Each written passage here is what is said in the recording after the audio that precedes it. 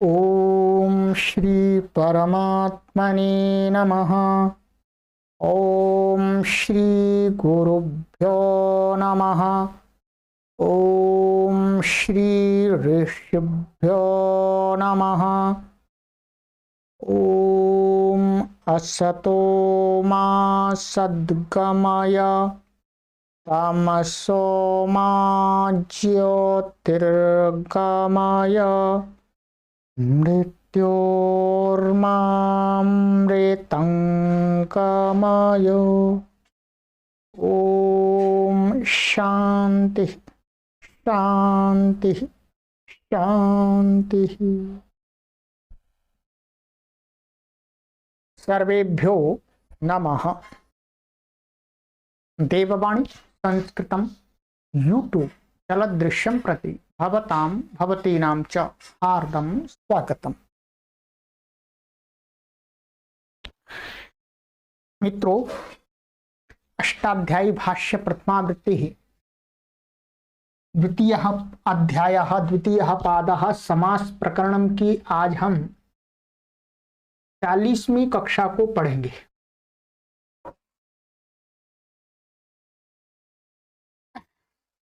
गत कक्षा में मैंने आपको यहां तक पढ़ा दिया था कर्तरीचा, ठीक है,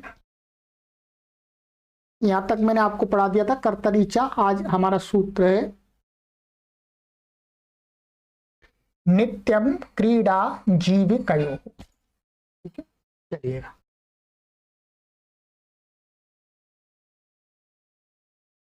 नित्यम प्रथमा व्यक्ति एक वचनांतम, क्रीड़ा जीविकयो सप्तमी व्यक्ति द्विवचनांत।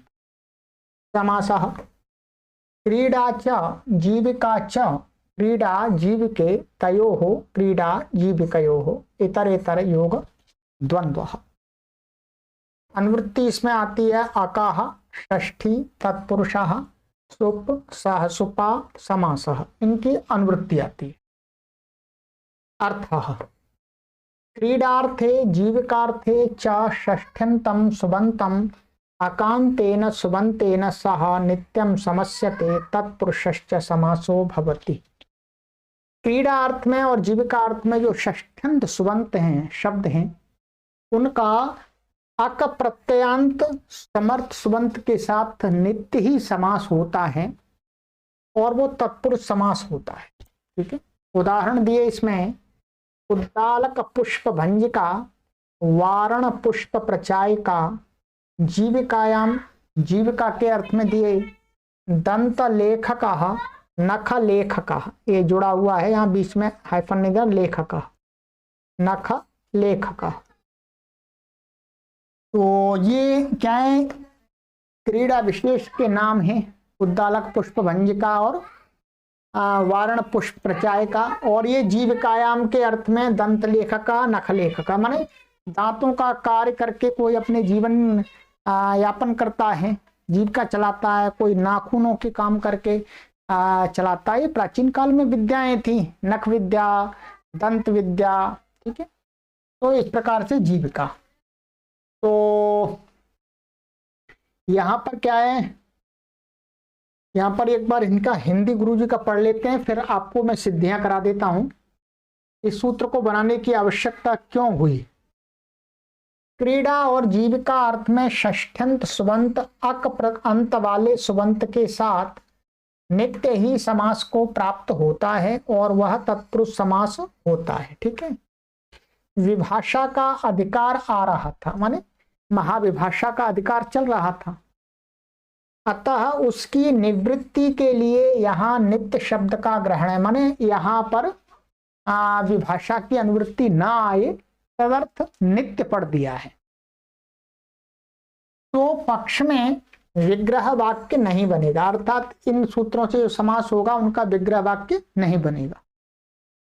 षष्ठी सूत्र से यहाँ समास प्राप्त ही था। वास्तुतः इन उदाहरणों में क्या है, षष्ठी जो सूत्र था उससे समास प्राप्त था, ठीक, जो हमने पीछे पढ़ लिया है। पुनः यह सूत्र क्रीड़ा विषय में, ध्यान दीजिएगा, ये जो सूत्र बनाया है वो इसलिए बनाया कि क्रीड़ा विषय में नित्य समास हो जावे, यानी षष्ठ्यंत जो समास है वो क्रीड़ा के विषय में नित्य हो जावे, क्योंकि षष्ठी से करेंगे तो विकल्प होता।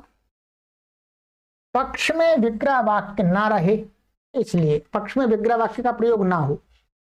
तथा जो जीविका विषय में, जीविका विषय में जो दूसरा उदाहरण है दंत लेखक नख लेखक, तो उसमें षष्ठी समास का माने षष्ठी सूत्र से समास प्राप्त था, परंतु क्या है त्रिज काभ्याम कर्तरी से निषेध प्राप्त था जीविका के अर्थ वाले उदाहरणों में, तो उस निषेध में नित्य समास हो जावे, इसलिए यह सूत्र बनाया है। ये सूत्र का प्रयोजन है। अब आ जाइएगा, अब इसके उदाहरणों को देख लेते हैं कि उदाहरणों की सिद्धियां गुरुजी ने पीछे दी हैं। तो उद्दालक पुष्प भंजिका, वार्ण पुष्प प्रचायिका, ठीक है। आइएगा पीछे परिशिष्ट में आप अपनी पुस्तक में देख सकते हैं। पुष्प भंजिका पहले बनाना है और फिर पुष्प प्रचायिका, फिर उद्दालक और वार्ण के साथ में समास करना है, ठीक है। क्रम से बनाते हैं। यहां गुरुजी ने लिखा है कि भंज का शब्द कैसे बना है, तो भंज धातु से संज्ञायाम, ये 109वां सूत्र है, से अणुल प्रत्यय होकर के भंज अणुल रहा, पूर्वत भू को आक हो गया, टाप फिर स्त्रीलिंग है इसलिए टाप प्रत्यय आ जाता है, और प्रत्ययस्थात कात पूर्वस्यात इदाप्य सुपह से क्या हो जाता है इत्तो, यहाँ हत तो नहीं है, इत्तो होकर के भंजिका बनता है, ठीक है। इतना। अब इसको देखिएगा, ये दो सूत्र आप देख लीजिएगा, संज्ञायाम और प्रत्ययस्थात कात। ये क्या कहता है, स्त्रीलिंग शब्दों में संज्ञा यदि गम्यमान हो रही है तो क्या करते हैं उणुल प्रत्यय होता है, उणुल प्रत्यय होता है। यहाँ आपको वास्तव में सिद्धि नहीं बनानी है, दिखा दिया है। जैसे भंज है, ये भंज धातु एक संज्ञा होकर के और यहाँ उणुल प्रत्यय का उणुल के भू बच्चा भू का आक हो जाता है, ना कहो आक हो गया, तो क्या बना ये भंज आक। अब क्या है स्त्रीलिंग शब्द है इसलिए स्त्रीलिंग में संज्ञा, ये स्त्रीलिंग में प्रत्यय करता है, तो यहाँ टाप आ जाएगा, जाते तष्टाप से टाप, टाप का आ बचता है, आका सवर्ण दीर्घ लगा करके आका हो जाता है, भंज आका।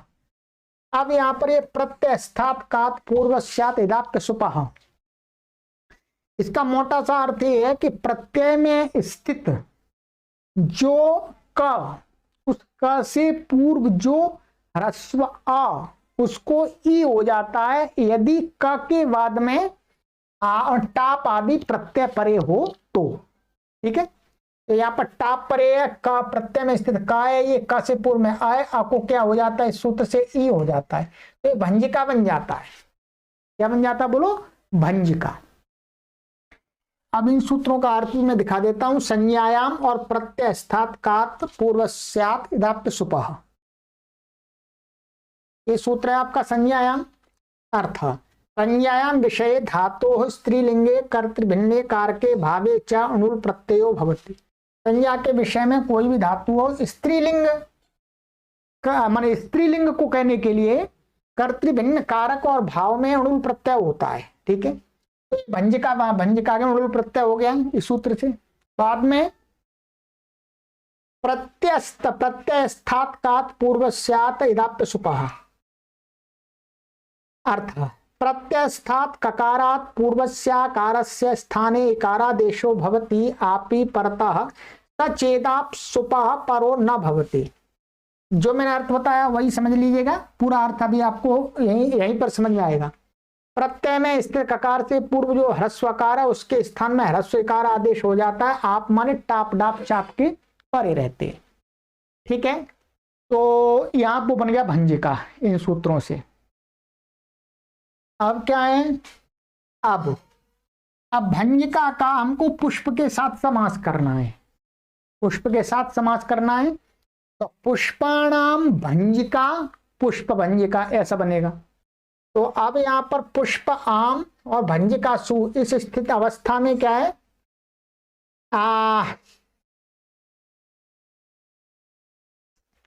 प्रकृत सूत्र से क्या है, प्रकृत सूत्र से क्या हो गया समास हो गया। क्या हो गया बोलो? क्योंकि ये पुष्प भंजिका किसी खेल विशेष का नाम है, ठीक है। तो इसलिए क्या है, नित्यम क्रीड़ा जीव कयो से क्या हो गया, नित्य ही समास होकर के क्या बन गया, पुष्प भंजिका बन गया। ये यहां पर पहले क्या प्राप्त था, यहां पर प्राप्त था आपका षष्ठी से समास प्राप्त था, परंतु वो विकल्प से प्राप्त था, तो यहां नित्य करा दिया। क्या करा दिया? नित्य करा दिया। तो पुष्प भंजिका ये होगा, प्रकृति समास हो गया। इसी प्रकार प्रपूर्वक ची धातु से पूर्वत उणुल प्रत्यय करके, ऐसे ही ची से उणुल प्रत्यय करेंगे संज्ञायाम से, और फिर उसमें क्या हो जाएगा, ची क्या, अचोय इणती से वृद्धि हो जाती है, ची को चई हो जाएगा, वृद्धि तथा सब कार्य पूर्वत होकर के प्रचाय का बनता है। क्या बनता है? प्रचाय का। तो ऐसे बन जाता है, ये प्रा है और ची धातु है, और यहां पर क्या आ गया, अणुल प्रत्यय आ गया आपका,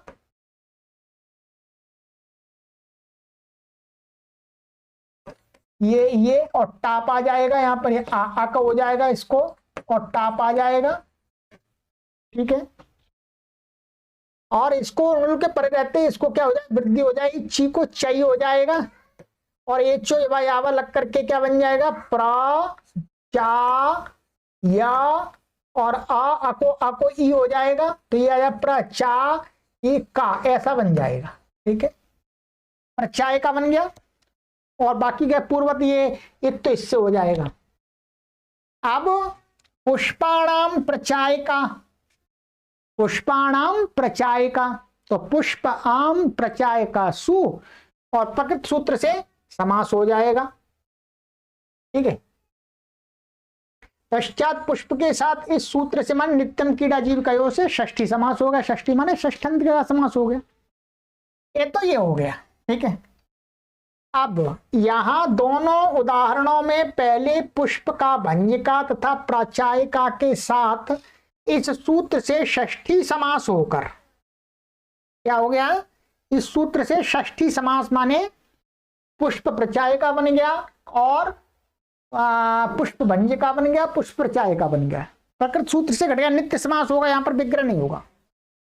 अब समास होगा पुनः उद्दालक एवं वारण का पुष्प भंजिका और पुष्प प्रचायिका के साथ षष्ठी, अब षष्ठी सूत्र से समास हो जाएगा, माने उद्दालका नाम पुष्प भंजिका, उद्दालक पुष्प भंजिका, और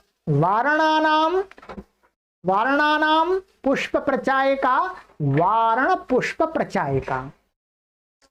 वारण देश में रहने वाले लोग हैं, उनका कोई खेल विशेष फूलों का, और उद्दालक देश में रहने वाले उद्दालक लोग हैं, उनका कोई खेल विशेष, ये ज्ञात हो रहा है, ठीक। तो अब ये पुष्प प्रचायिका और पुष्प भंजिका के साथ में उद्दालक और वारण का जो समास होगा वो विकल्प से होगा। एक पक्ष में ऐसा भी प्रयोग कर सकते हैं हम, उद्दालका नाम पुष्प भंजिका और वारणानाम पुष्प प्रचायिका, विग्रह भी प्रयोग कर सकते हैं और समास भी प्रयोग कर सकते हैं, ठीक है।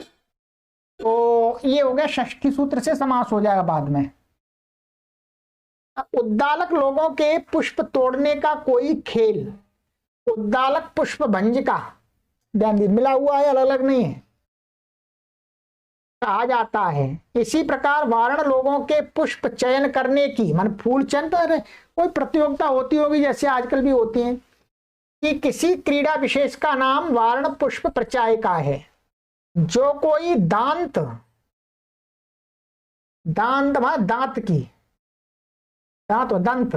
दंत की कला विशेष से जीविका चलाए वह दंत लेखका, एवं जो नाखून की कला विशेष से जीविका चलाए वह नख लेखका, ठीक है। तो दंतानाम लेखका दंत लेखका और नखानाम लेखका नख लेखका। तो दंत एवं नख षष्ठ्यंत पद है, सो प्रकृत सूत्र से नित्य समास हो जाता है, ठीक है। वही हो जाएगा दंत और आम और लेखक सु समास हो जाएगा। अब यहां पर समास कैसे होगा, पहले तो षष्ठी समास, षष्ठी सूत्र से समास प्राप्त था, फिर उसका अपवाद त्रिजकाभ्याम कर्तरी से निषेध प्राप्त था, फिर दोबारा नित्य सूत्र से समास हो जाएगा तो बन जाएगा दंत लेखका, ऐसे ही नख लेखका, ये बन जाएंगे। ठीक है, तो ये हो गया आपका नित्यम क्रीड़ा जीविकयोः, सूत्र आपका स्पष्ट हो गया। ठीक है, ये बस नित्य समास हो गया, विशेष इतना ही है इसके अंदर।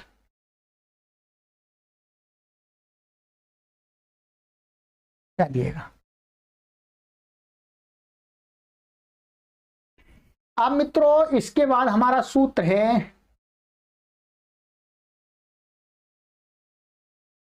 आइएगा, अब आगे का एक सूत्र ऐसा आ रहा है जिसका बहुत प्रयोग होता है, समास माने हमको बहुत जगह प्रयोग करना पड़ता है।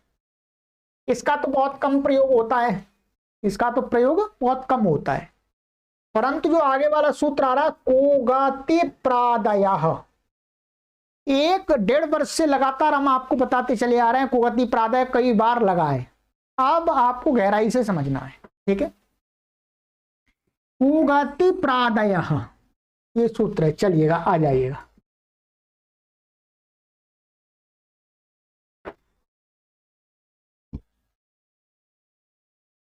कोगति प्रादयः, कोगति प्रादयः प्रथमा व्यक्ति बहुवचनान्तं समासः प्रादिर येषां ते प्रादयः, पुश्च गतिश्च प्रादयश्च कोगति प्रादयः बहुव्रीहि गर्भो द्वंद्वः। पहले ये बहुव्रीहि हो गया प्रादया में, फिर बाद में इतरेतर योग द्वंद्व हो गया है। तो प्रादिर येषां ते प्रादय, प्रादि जो 22 हैं आपके, वो हमने पहले प्रथम अध्याय में पढ़ा था, प्रादय उपसर्ग क्रिया योग वाला जो सूत्र पढ़ा था, तो वो प्रादि है, और कु शब्द है एक, और गति संज्ञक शब्द है, तो ये तीनों को कहा गया कोगति प्रादयः। चलिएगा, अनुवृत्ति इसमें आती है नित्यम तत्पुरुषः सुप सहसुपा समासः की अनुवृत्ति आती है। अर्थः कुशब्दो गतिसंज्ञकाः प्रादयश्च शब्दाः समर्थेन शब्दान्तरेण सह नित्यं समस्यन्ते तत्पुरुषश्च समासो भवति। ठीक है, कहते हैं कुशब्द है एक, कुशब्द क्या है, निंदावाची है, कुछ माने दुष्ट आदि अर्थ को कहने वाला है। ठीक है, और गति संज्ञक शब्द है, इनकी गति संज्ञा हमने पढ़ ली है प्रथम अध्याय के चतुर्थ पाद में। ठीक है, गतिश्च से आगे जो सूत्र है वहां गति संज्ञा का विधान है। और प्रादयः, प्रादि शब्द हैं जो बताए प्रादय से, उनका समर्थ शब्दांतरेण माने कोई दूसरा समर्थ शब्दांतर दूसरे शब्द के साथ में क्या हो जाता है, नित्यम समस्यन्ते, नित्य ही समास को प्राप्त होते हैं। ये विकल्प नहीं है, ध्यान देंगे, ये जो सूत्र समास करेगा ये नित्य समास है। उदाहरण दिया कुब्राह्मणा कुपुरुषाः, ये कु शब्द का है, गति ही उररीकृत्या उररीकृतम, प्रादय का उदाहरण दिया दुष्पुरुषाः सुपुरुषाः अतिपुरुषाः। ठीक है, इनका अर्थ यहां गुरुजी ने दिया, देखिएगा कुब्राह्मण माने बुरा ब्राह्मण, अर्थात जो ब्राह्मण के कर्तव्यों का पालन नहीं करता है, उल्टे कर्म करता है, उसको कुब्राह्मण बोलेंगे। कुपुरुषा बुरा पुरुष, गति संज्ञक में उररीकृत्य माने स्वीकार करके, उररीकृतम स्वीकार किया, प्रादय दुष्पुरुष दुष्ट पुरुष, सुपुरुष अच्छा पुरुष, अतिपुरुष अच्छा पुरुष। ठीक, ये प्रादि है। अब आ जाइएगा, अब इसमें कुछ विशेष आपको सिद्धि नहीं करनी, आप इसको विग्रह में दिखा देता हूं। कुब्राह्मणा कुपुरुषा का आप लघु विग्रह कैसे, अर्थ प्रदर्शन के लिए विग्रह कैसे करेंगे, यहां देख लीजिएगा। ठीक है, कुत्सिताः पुरुषाः कुपुरुषाः। ठीक है, यहाँ पर क्या करेंगे, कुत्सित मान, जब हम ये नित्य समास है, इसका विग्रह प्रयोग नहीं होगा, तो इसलिए अर्थ प्रदर्शन के लिए हम कु को क्या करते हैं, कु के लिए दूसरा शब्द प्रयोग करते हैं। तो कुत्सित के अर्थ में कु शब्द है, तो क्या अलौकिक विग्रह क्या होगा, कु सु और पुरुष सु, करते जाइएगा अपने आप आराम से। इस सूत्र से समास हो गया और क्या बन गया, कु पुरुष, स्वादि उत्पत्ति करके कु पुरुष, नित्य समास होगा कु पुरुष। ठीक है, ये हो गया। और कु की उपसर्जन संज्ञा प्रथमा निर्दिष्टम समास उपसर्जनम पूर्वम से पूर्व में आ जाएगा, वो पूर्व सारे कार्य आपको जान लेने। ऐसे ही यहाँ पर ऐसे एक ही उदाहरण दिया है। दूसरा उदाहरण है आपका उररीकृतम, क्या था, ऐसे कुब्राह्मण, ऐसे कुसु ब्राह्मण, सु कुब्राह्मण बन जाएगा। अब है आपका गति, उररीकृत्य, उररीकृतम। तो गति संज्ञा हमने देखा था, यहां पर लिखा गुरुजी ने, कु शब्द यहां पर अव्यय लिया गया है, एक अव्यय है कु शब्द, उसको निंदावाची है, उसको ग्रहण किया है। उररी कृत्यम की गति संज्ञा ऊर्यादिच्व डाचष्ट से होती है। उररी कृतम में क्या है, उररी जो शब्द है इसकी क्या है, ऊर्यादिच्व डाचष्ट से क्या हो जाती है, गति संज्ञा। तो उररी कृत्य, कृत्य के साथ में समास हो जाता है उररी का, उररी सु और कृत्य सु का समास हो जाता है। ये हमने पहले पढ़ लिया है, आपको पढ़ा दिया है, यहां देख लीजिएगा। ये गति संज्ञा का प्रकरण यहां से चल रहा है, तो एक उदाहरण दिखा है, कई सारे उदाहरण यहां पर आएंगे आपको। ठीक है, ऊर्यादिच्युराचश्च, ठीक है, यहां पर हमने सिद्धि की थी, सिद्धि अब नई तरह कैसे नहीं करनी, ऊरी कृत्य ऊरी कृतम। ठीक है, इसी प्रकार से ऊरी की जगह आप उररी कृत्य उररी कृतम, समानार्थक हैं। तो इस सूत्र से क्या है, यहां पर ऊर्यादि शब्दों की गति संज्ञा है, गति संज्ञा होने से क्या हो गया, यहां पर समास हो गया है। क्या हो गया, समास हो गया। ठीक है, इनकी सिद्धि हमने आपको अपने परिशिष्ट में आप देख लीजिएगा, मैंने आपको पहले करा दी है यहाँ पर ये। ठीक है, ऊर्यादि चुराचष्ट पे ये सारी सिद्धि कराई थी, शुक्ली कृत्या और उररी कृत्या, ऊरी कृत्या आदि। ठीक है, तो इसमें कुछ भी आपको विशेष नहीं करना है। क्या करना है,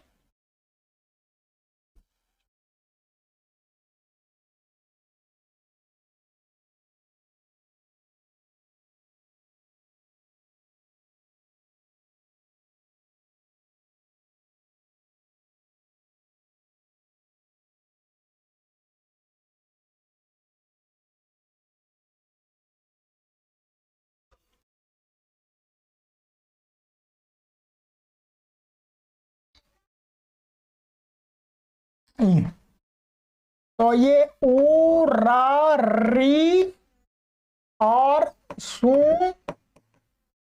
और कृत्य सु, या सु की सु लाने की आवश्यकता नहीं है, वास्तव में ध्यान देंगे। ठीक है, यहां पर ये कहा था कि समर्थेन शब्दांतरेण, बाद का शब्द या सु लाते लाएं या न लाएं उसकी कोई परेशानी नहीं है, तो आप सीधा इसके साथ में कृत्य के साथ में समास कर सकते हैं। ठीक है, शब्दांतरेण माने किसी दूसरे शब्द के, समर्थ शब्द के साथ में समास कर देते हैं। ठीक है, या समर्थेन सुबंतेन नहीं कहा, क्या समर्थेन सुबंतेन नहीं कहा, सुबंतेन क्यों नहीं कहा, इसकी बात आपको आगे जब काशिका पढ़ेंगे तब समझ में आ जाएगी। तो अभी क्या, उररी सुकृत्य ऐसा समास हो गया यहां पर, ये और लुक हो गया और उररी कृत्य बन गया और सु आ जाएगा फिर इससे, और ये अव्यय है, अव्यय है ये, तो अव्यय होने से क्या हो जाएगा, इसका लुक हो जाता है सु का। तो उररी कृता कृत्य और उररी कृतम, ऐसी प्रकार से उररी सु कृत सु और फिर नपुंसकलिंग में सु को अम हो जाएगा बाद में, तो हो जाए उररी कृतम। अब ये उदाहरण है, सिद्धि सामान्य है। ठीक है, प्रादय। प्रादय में मैं आपको दिखा देता हूं कि प्रादि आपके कौन से हैं। वैसे आपको सभी बता दिए हैं प्रादि। प्रादि हमने ये पढ़ाए थे आपको, ये लो प्रादय। प्रादि हैं कौन से प्रादि हैं? प्र, परा, अप, सम, अनु, अव, निस, निर, दुस, दुर, वि, आंग, नि, अधि, अपि, अति, सु, उत, अभि, प्रति, परि, उप। इतने ये आपके क्या है? प्रादि। इनके साथ भी नित्य समास होता है, ठीक है। तो इनके साथ नित्य समास होता है, तो आपको मैंने दिखा दिया था समास ये।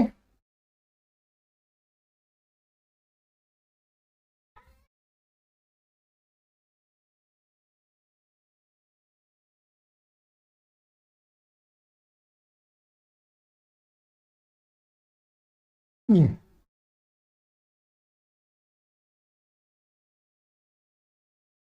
जैसे उदाहरण आपका क्या था, उदाहरण हम इनको देख लेते हैं।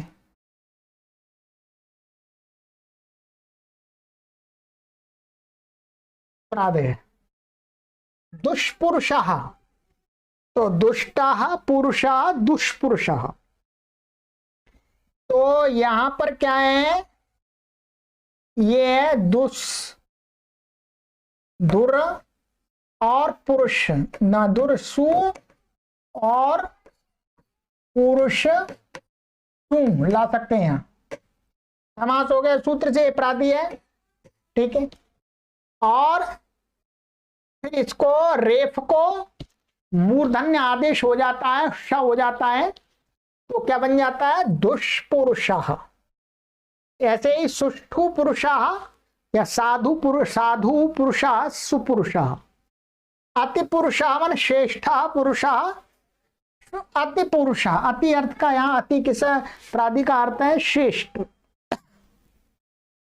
तो ये आपका सिंपल है, ठीक है। यहां पर और देख लीजिएगा, ये दुष्पुरुष, दुष्टः पुरुषः, निंदार्थ में दुस समास हुआ है, ठीक है।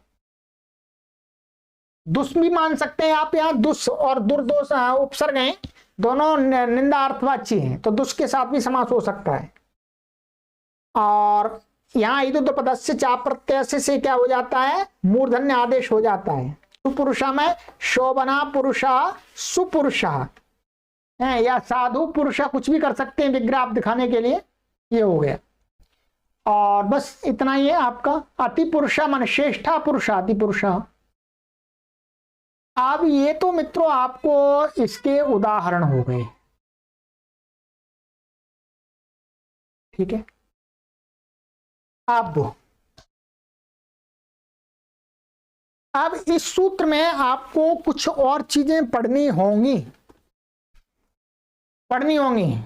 आपको वार्तिक पढ़ने होंगे। इस सूत्र पर कुछ वार्तिक दिए हैं, उन वार्तिकों के द्वारा जो समास होता है उनका बहुत प्रयोग होता है, इसलिए पढ़ा रहा हूं मैं, ठीक है।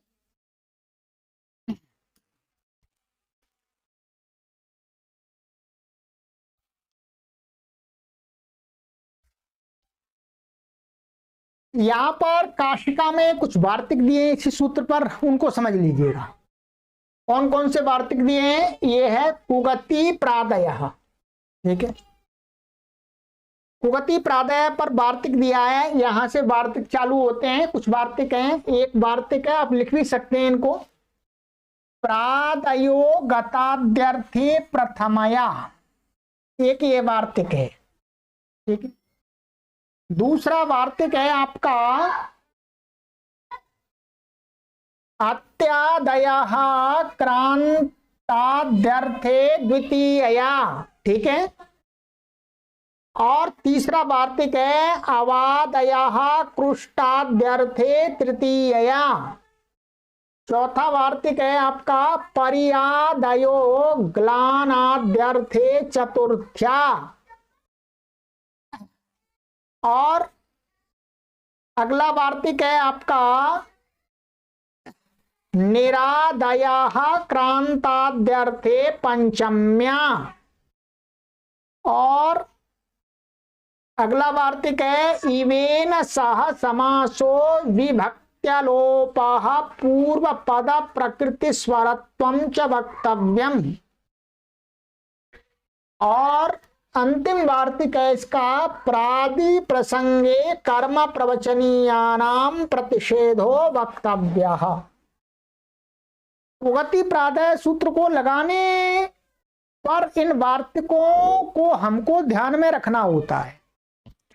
प्राय करके जो भी इस पद्धति से पढ़ाते हैं वो प्राथमिक स्तर में आपको ये बातें नहीं बताते हैं, ये बातें काशिका की हैं, परंतु मैं आपको बता रहा हूं।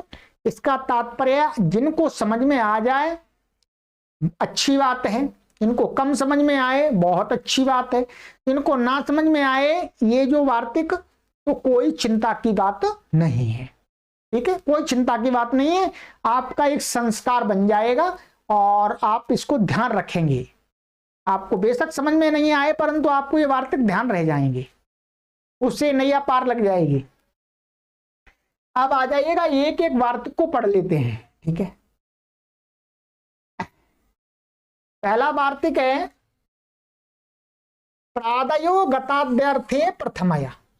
इसका अर्थ है कि जो प्रादि शब्द हैं, प्रादि माने प्रा परा अप सु आदि, ये गताद्यर्थे माने गत आदि के अर्थ में विद्यमान रहते हैं। जो उपसर्ग होते हैं ये बहुत सारे अर्थों में होते हैं, तो गताद्यर्थे माने गतादि कुछ अर्थ हैं, कोई निश्चय नहीं है, निश्चित नहीं है कितने अर्थ हैं। ये हम समस्त पदों में देखेंगे साहित्य में, जहां जहां हमको लगता है तो हम उसको गतादि मान लेंगे। तो गतादि अर्थ में वर्तमान जो प्रादि उपसर्ग जो हैं उनका क्या होता है, प्रथमया माने प्रथमा विभक्त्यंत शब्द के साथ समास होता है। किसके साथ होता है बोलो, प्रथमा सुबंत के साथ, प्रथमा विभक्त्यंत के साथ में। वो प्रादि तो अव्यय है, वो तो अव्यय है, दूसरे प्रथमा विभक्त्यंत शब्द के साथ समास को देखे जाते हैं और ये नित्य समास होता, ध्यान देंगे। तो इसका उदाहरण दिया है प्रागताः आचार्याः प्राचार्यः। ठीक है, देखिएगा यहां पर आ जाइएगा, आपको थोड़ा सा ये देखिए, प्रागताः आचार्याः प्राचार्यः। यहां पर जो प्र है, ये प्राचार्य में जो प्र है ये क्या है, गतादि अर्थ में है। जब हमने विग्रह दिखाया आपको प्रदर्शन के लिए, अर्थ प्रदर्शनार्थ, तो क्या किया, प्रागताः। तो प्रागताः अर्थ में यहां पर प्र प्रयोग हो रहा है समास के अंदर, इसलिए गतादि अर्थ। तो ये प्रथमा सुबंत के साथ में समास को प्राप्त हो जाता है। ठीक है, तो प्राचार्य, प्राचार्य का अर्थ होता है जो ज्ञान में दूर प्राप्त हो गया है, अर्थात जिसने बहुत गहराई से ज्ञान प्राप्त कर लिया, वो प्राचार्य होता है। प्राचार्य का मतलब ये नहीं है वास्तव में कि सरकार ने प्रिंसिपल की कुर्सी पर आपको बैठा दिया और आपने कोई ज्ञान अर्जित नहीं किया। नहीं, ज्ञान अर्जित करने वाला, गहराई से डीपली से जो दूर चला गया है ज्ञान के क्षेत्र में, उसको बोलते हैं प्राचार्य। ठीक है, इतना काफी है। तो इसमें आप समास करेंगे विग्रह, तो कैसे करेंगे, प्रा और सु, आचार्य सु और प्राचार्य बन जाए। ऐसे ही प्रांतेवासी भी कर सकते हैं, प्रगताः वासी है, प्रगताः वासी प्रांतेवासी। ठीक है, तो यह प्रांतेवासी में क्या है, ये जो अंत शब्द का प्रयोग हो रहा है, माने अंत माने जो साथ में रहता है, बहुत निकट रहता है, अंत माने साथ में रहता है, जो उसको प्रांतेवासी बोलते हैं। ठीक है, ये हो गया। तो पूर्वती होगा, यहां पर ये प्रांते, ये एकारांति रहेगा। ठीक है, तो मुख्य रूप से हमको ये देखना है, इस प्रकार का विग्रह करना है। यहां लिख दिया है पूर्वक, तो प्रांते, यहाँ प्रांते सु आएगा, ये प्रांते शब्द एक ऐसा कैसा अव्यय मानना पड़ेगा हमको। ठीक है,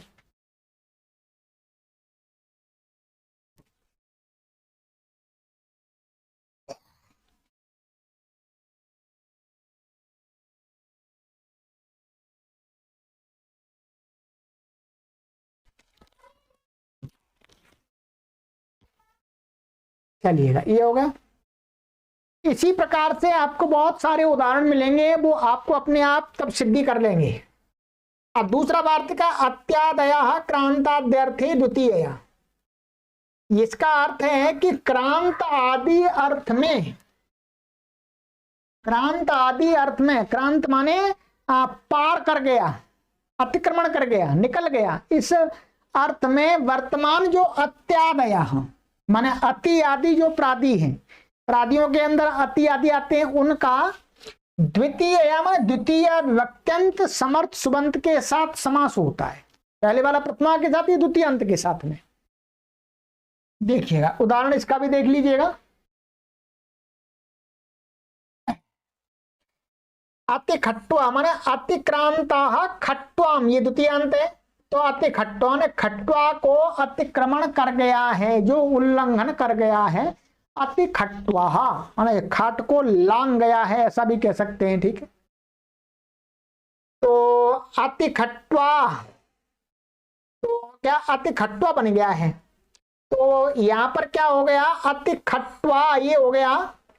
तो यहां पर ये खट्वा में, तो यहां सिद्धि आपको ऐसे अति खट्वा है, यहां पर ह्रस्व हो जाता है। क्या है, ह्रस्व नपुंसा गोस्त्रियोर उपसर्जनस्य, क्या गोस्त्रियोर उपसर्जनस्य से ह्रस्व हो जाता है खट्वा, खट्वा शब्द को, क्योंकि यहां पर खट्वा, खट्वाम की क्या है, एक विभक्ति चापूर्ण निपाते से उपसर्जन संज्ञा है। अति की उपसर्ग संज्ञा है, उसकी उपसर्ग संज्ञा होने से अति से उपसर्जन पूर्व में आ गया, और खट्वा की भी उपसर्जन संज्ञा है, किससे, एक विभक्ति चापूर्ण निपाते। तो गोस्त्री और उपसर्जन से क्या हो जाता है, ह्रस्व हो जाता है, तो अति खट्वा बन जाता है। इसी प्रकार से अतिमाला, माला माने अतिक्रांता मालाम, अतिमाला माने माला को अतिक्रमण कर गया है, जो मोती माने माला से बाहर निकल गया है, ठीक है। आगे का वार्तिक है आपका अवादय कृष्टाद्यर्थे तृतीय, आबादी जो प्रादी हैं उनका कृष्टाद्यर्थ में, माने कृष्ट का अर्थ होता है कूंजना, चिड़िया क्या करती हैं, कूंजती हैं, क्या कुंजन करती हैं, चूं चूं चूं करती हैं। तो उन आदि अर्थों में, उसी प्रकार के दूसरे अर्थों में वर्तमान आबादी जो हैं वो तृतीय विभक्त्यंत समर्थ सुबंत के साथ समास को प्राप्त होते हैं। तो जैसे अवकोकिला, तो अवकृष्टा कोकिलया अवकोकिला देशः, कोयल के द्वारा अवकृष्ट माने चह चह चह चहाहित, जो जहाँ चह चह चह माने कुंजित प्रदेश, यहाँ पर कोयल बोलती है कुहू कुहू कुहू, वो प्रदेश क्या कहलाता है, अवकोकिला। तो यहाँ पर क्या है, तृतीयांत कोकिलया के साथ में अब का समास हो गया, तो अवकोकिला बन गया, ठीक है। तो यहाँ पर भी क्या हो जाता है, वो पूर्वती ह्रस्व हो जाएगा, ठीक है। अब सुकोकिला टा, ये टा तृतीय है, इसे टा आ जाएगा, समास हो गया, ये हट गया, अवकोकिला बन गया, और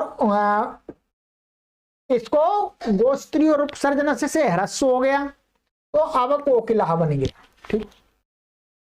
आगे का वार्तिक है आपका पर्यादयो ग्लानाद्यर्थे चतुर्थ्या, परि आदि जो हैं प्रादि के अंदर, उनका ग्लानाद्यर्थे, ग्लानाद्यर्थ का अर्थ होता है खिन्न आदि अर्थ में, माने अरुचि आदि अर्थ में वर्तमान होते हैं, तो चतुर्थ्या माने चतुर्थ्यंत सुबंत के साथ में समास को प्राप्त होते हैं, ठीक है।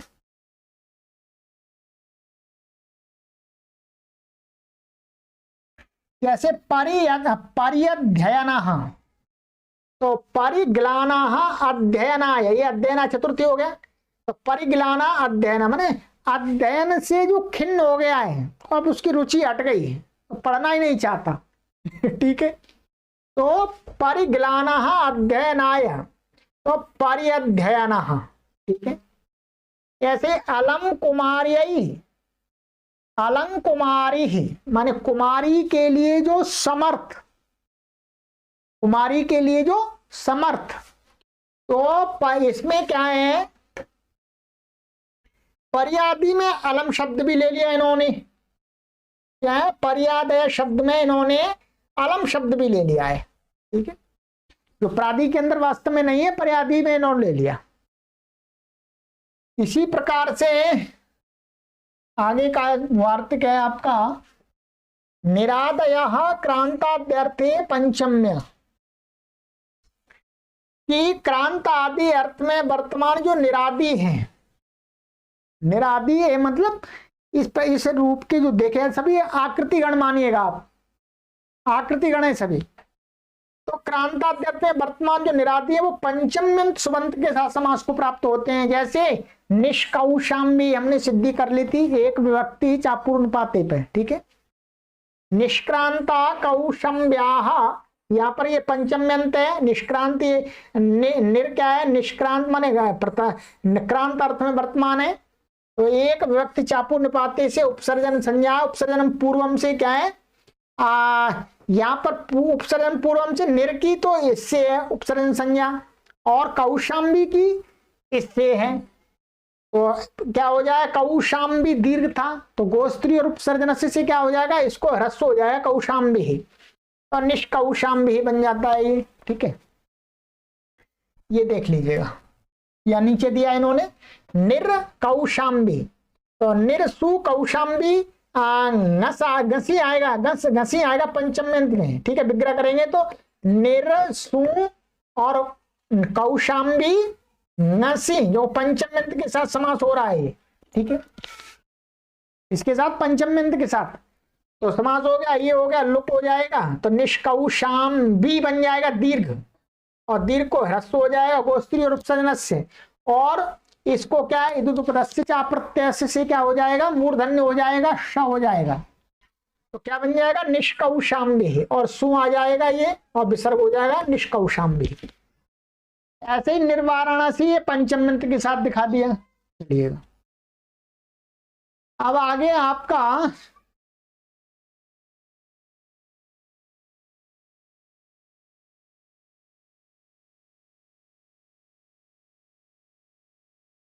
इवेन सह समासो विभक्त्य लोपाः पूर्व पद प्रकृति स्वरत्वं च। ठीक है, कहते हैं जो ईवा अव्यय है, समानता को दर्शाने वाला, वो उसके साथ में समास होता है, और विभक्ति अलोपः, समास होने पर विभक्ति का लोप नहीं होता है, लोप नहीं होता है। पूर्व पद प्रकृति स्वरत्वं च, और जो पूर्व में जो पद होता है समास में उसका ही स्वर रहता है, उसका ही स्वर रहता है, पूरे समस्त पद का स्वर नहीं लगता है। वक्तव्यम चवक्तव्यम। ठीक है, तो यथा, जैसे उदाहरण देखेंगे आपका, ये दिया है यहाँ पर एक उदाहरण, ये क्या है, वाससी इव, तो ये क्या है, वाससी, ये समस्त पद है, और ये ये क्या शब्द है, वासस शब्द है। ये क्या है, वासस, वासस का अर्थ होता है कपड़ा, कपड़ा वस्त्र होता है। ठीक है, तो ये नपुंसक लिंग है, तो ये क्या है, वाससी, ये प्रथमा विभक्ति द्विवचनांत है। ये क्या है, प्रथमा विभक्ति द्विवचनांत है। तो जैसे पयस का चलता है, पयाह पयसी, वैसे ही वासः वाससी, तो दो कपड़ों के समान, इस प्रकार का इसका अर्थ है। तो इसमें क्या है, वाससी माने इव के साथ में इसका समास हो गया। समास होने पर क्या होना चाहिए था, विभक्ति का लुक होना चाहिए था। जो ये क्या द्वितीय विभक्ति, इसका जब विग्रह करेंगे तो इस प्रकार से बनेगा, वासस और औ और इव, बस, या सु भी लगा सकते हैं, कोई परेशानी नहीं है। ठीक है, अब यहां पर क्या है, वासस औ एव सुम। अब यहां पर ये क्या है, ये तो हमने दिखा दिया, ये नित्य समास है, ध्यान देंगे नित्य समास है। तो अब यहां पर ये विभक्ति का लुक हो जाता, तो क्या बचता, वासस एव ऐसा बचता, वासः इव वास इव बचता। परंतु इस वार्तिक ने कहा कि इव के साथ समास होता है और क्या होता है, उस विभक्ति का लुक नहीं होता है, सुपो धातु प्रातिपदिक से विभक्ति का लुक नहीं होता है। तो ये वास, इसका औ का द्विवचन में क्या वाससी बनता है, वाससी इव। तो अब ये समास हो गया, इसमें समास हो गया। ये समस्त पद है, जुड़ा हुआ पद है, एक यहाँ संधि नहीं होगी, ध्यान देंगे संधि नहीं होगी यहाँ पर। आप ये कहें कि इसमें अब संधि हो जाएगी, संधि नहीं होगी। क्यों? क्योंकि ईदु दे द्विवचनम प्रगृह्यम, ये इसकी प्रगृह्य संज्ञा है। प्रगृह्य संज्ञा होने से प्लुत प्रगृह्या अचिनित्यम से प्रकृति भाव रहेगा, यहाँ संधि नहीं होगी, ध्यान दें, द्विवचन है ये। तो वायसी, ये समास हो गया, समस्त पद हो गए। इसी प्रकार से हमें और भी मिलते हैं। इसमें स्वर इससे लगता है नित्याद्र नित्यम 6-1-197 से हम देख लेंगे, ठीक है। इसका जो स्वर है, यदि स्वर देखेंगे तो इसका स्वर ये है, ये उदात्त, और ये स्वरित है, और आगे एक श्रुति है, ठीक है, ये स्वर है इसका। चलिएगा, ये हो गया आपका अंतिम वार्तिक। और देख लीजिएगा कि प्रादि प्रसंगे कर्म प्रवचनीयानाम प्रतिषेधो वक्तव्यः, ये कर्म प्रवचनीय संज्ञा कही है यहाँ पर, निपातांतर्गत कर्म प्रवचनीय संज्ञा। तो आगे अनुर्लक्षण ये आदि हमने जो पढ़ा था, यहाँ कर्म प्रवचनीय संज्ञा है। ये क्या है, कर्म प्रवचनीय, यहाँ से लेकर के 82 से लेकर के, और ये कर्म प्रवचनीय संज्ञा आपकी यहाँ तक चलती है, ये यहाँ तक पूरी चलती है कर्म प्रवचनीय संज्ञा। तो यहाँ पर जो कर्म प्रवचनीय संज्ञा जिनकी कही है, उनके साथ में प्रादियों का समास नहीं होता है, ऐसा आप जानना चाहिए, ठीक है। ये क्या है, प्रादि प्रसंगे कर्म प्रवचनीयानाम प्रतिषेधो वक्तव्य, माने प्रा आदि के प्रसंग में, अब प्रादि से वही है, प्रादि है, उनके साथ में कर्म प्रवचनीय संज्ञकों का समास का निषेध कर देना चाहिए। तो इसलिए यहाँ वृक्षम प्रति, ये कर्म प्रवचनीय संज्ञक है, ये प्रादि है, इसलिए इसका समास नहीं हुआ। ये विशेष रूप से ध्यान रखना है, बस इतना ही है। अभी मैंने ये वार्तिक आपको इसलिए पढ़ा दिए हैं क्योंकि इन वार्तिकों का बहुत प्रयोग होता है, और ये उपपत्ति प्राय आपका सूत्र जितना मुझे पढ़ाना था उतना मैंने पढ़ा दिया आपको, ठीक है। ये क्लियर हो गया आपका, ठीक है। चलिए, अब मुझे तेजी से कक्षा चलानी होगी, तो आज भी मैंने कितना पूरा पढ़ाया, 2 सूत्र पढ़ा पाया हूं। और समय कितना हो गया आपका, समय हो गया है लगभग 1 घंटा होने जा रहा है, ठीक है। चलिएगा, आगे की कक्षा में अब पढ़ेंगे हम, आगे का सूत्र है उपपदाम मतिं, ठीक है। चलिएगा, सर्वेभ्यो नमः।